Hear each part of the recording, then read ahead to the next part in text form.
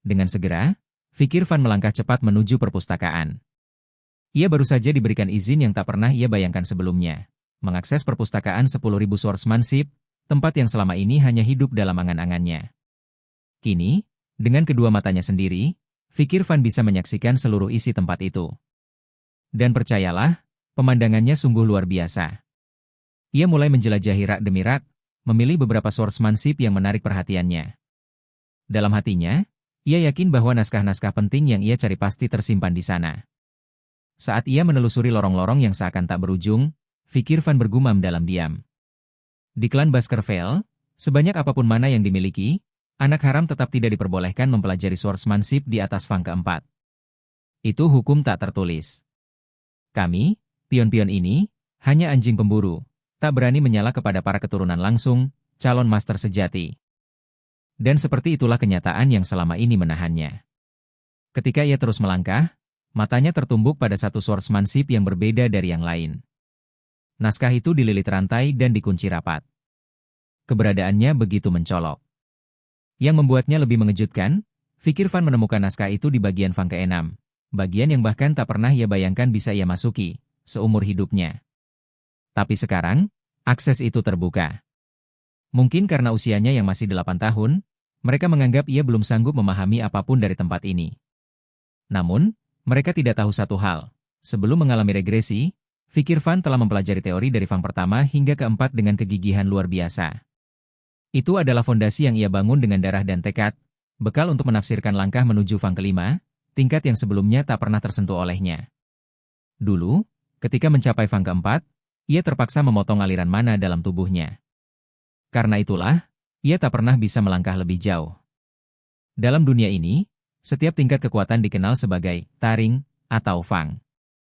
Fang pertama adalah titik awal, taring pertama. Fang kedua memunculkan Crimson Sword Aura, tanda seseorang mulai mencabut taring sejatinya. Hari itu, Fikir Van tak lagi peduli pada batasan Fang ke-6. Ia memasuki bagian itu bukan untuk melanggar aturan, tapi untuk mengincar sesuatu yang lebih tinggi, kekuatan sejati. Beberapa saat kemudian, ia keluar dari ruangan tersebut dan berpapasan dengan dua penjaga perpustakaan. Salah satu dari mereka menegur. Naskah-naskah berada jauh di dalam. Jika Anda pergi untuk mengambil barang yang tertinggal, biar kami yang ambilkan. Namun, Fikir Van hanya menjawab dengan datar.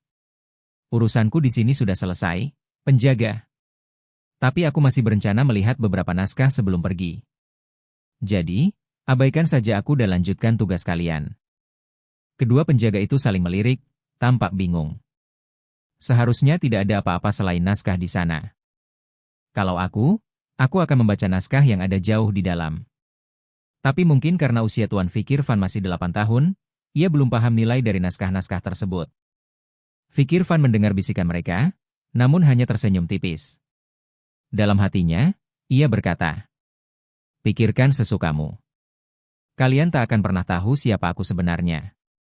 Ia kembali berjalan menyusuri lorong, mencari satu naskah yang pernah muncul dalam ingatannya. Tak butuh waktu lama sampai matanya menangkap judul itu, Lurking Embedded Teeth. Naskah usang, sobek di bagian tengahnya, dan diabaikan begitu saja. Tak banyak yang tahu, swordsmanship itu sebenarnya menyimpan rahasia besar. Bahkan anak-anak klan Baskerville pun tak pernah menyentuhnya. Tapi Fikir Van tahu nilainya. Sebelum regresi, unit pemburu tempatnya bergabung pernah menemukan relik misterius di dungeon perbatasan Gunung Le Rouge et Le Noir. Itu adalah halaman robek dari swordsmanship, ditulis dengan gaya khas klan Baskerville. Ketika Hugo, pemimpin klan, mengetahui hal itu, ia memerintahkan pencarian besar-besaran ke seluruh perpustakaan untuk mencocokkan potongan tersebut. Dan ya, akhirnya mereka menemukannya. Potongan itu berasal dari Lurking Embedded Teeth, naskah pribadi yang ditulis oleh leluhur klan Baskerville sendiri. Di dalamnya tersembunyi metode untuk mencapai Baskerville Fang ke-10. Hugo lalu mengerahkan pemburu-pemburunya demi mengumpulkan 6 halaman lainnya, tersebar di antara 7 klan besar. Pencarian itu hampir menyebabkan perang. Banyak pemburu yang dikorbankan, namun hasilnya diperoleh. Halaman-halaman itu akhirnya diserahkan kepada Hugo. Dalam diam, Fikir Van mengingat kembali segalanya. Begitu bodohnya kehidupan saat itu. Mereka mengorbankan para pemburu demi mencapai Fang ke-9. Tapi kali ini berbeda. Kali ini, akulah yang akan menentukan jalan itu. Ya, dulu halaman-halaman itu dirampas darinya. Tapi ia mengingat semuanya. Ia tahu isinya, bahkan sampai ke detail terkecil. Satu-satunya penghalang kala itu adalah, ia belum pernah melihat sumber teks aslinya. Dan tahukah kamu?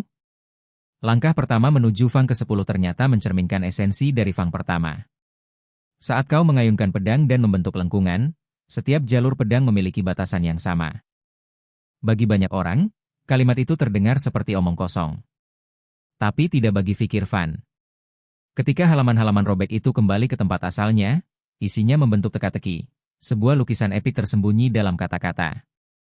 Sebelum regresi, ia hanya mampu mencapai Fang ke-4 dan memperoleh graduate aura tingkat tinggi. Tapi sekarang, ia yakin bisa melampaui pencapaian itu, bahkan sebelum usianya menginjak 15 tahun.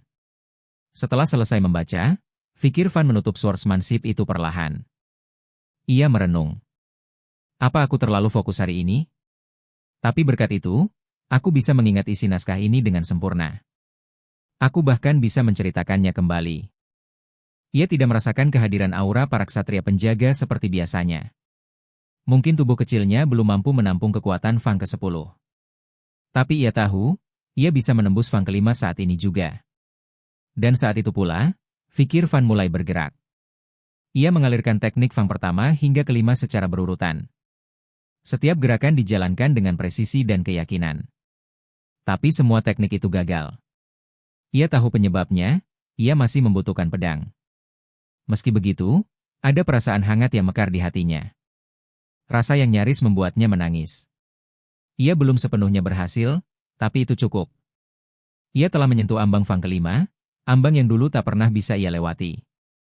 Dalam sejarah klan Baskerville, para pemburu muda yang tumbuh terlalu cepat akan selalu mengincar leher master mereka.